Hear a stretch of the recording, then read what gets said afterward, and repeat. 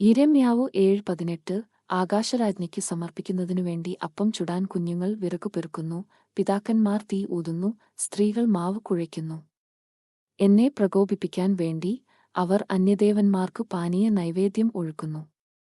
ഈ വചനത്തിൽ ദൈവം യിരെമ്യാവിന്റെ മുഖാന്തരം തന്റെ ജനത്തെ ശാസിക്കുന്നു. കുടുംബങ്ങൾ മുഴുവൻ വിഗ്രഹാരാധനയിലേക്ക് അടിമപ്പെട്ടിരിക്കുന്നു. കുട്ടികൾ വിറകു പെറുക്കുന്നു, പുരുഷന്മാർ തീ കൊളുത്തുന്നു, സ്ത്രീകൾ മാവ് കുഴച്ച് അപ്പം ചുടുന്നു, എല്ലാം ആകാശരാജ്ഞിയെ ആരാധിക്കുന്നതിനായി. ഈ പ്രവർത്തനങ്ങൾ ദൈവത്തെ വേദനിപ്പിച്ചു, കാരണം അവർ ഏകസത്യദൈവമായ യഹോവയെ മറന്നു അന്യദേവന്മാരെ പിന്തുടരുകയായിരുന്നു.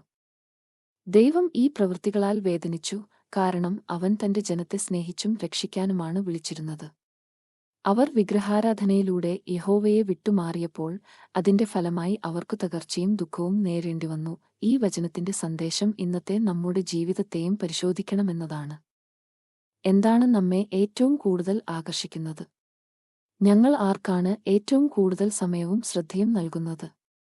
ഈ ജനങ്ങൾ തെറ്റായ ദൈവങ്ങളെ ആരാധിച്ചുവെങ്കിലും ഇന്ന് പണം, പ്രശസ്തി, ആഡംബരം, ജീവിതത്തിലെ വ്യത്യസ്ത ആഗ്രഹങ്ങൾ ദൈവത്തേക്കാൾ പ്രാധാന്യം കൊടുക്കുന്നില്ലേ? യോശുവ 24:15 നമ്മെ ഓർമ്മപ്പെടുത്തുന്നു.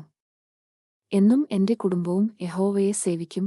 നമ്മുടെ കുടുംബവും ജീവിതവും ദൈവത്തിനായി സമർപ്പിക്കുമ്പോൾ മാത്രമേ യഥാർത്ഥ സംരക്ഷണവും അനുഗ്രഹവും നമുക്കുണ്ടാകൂ.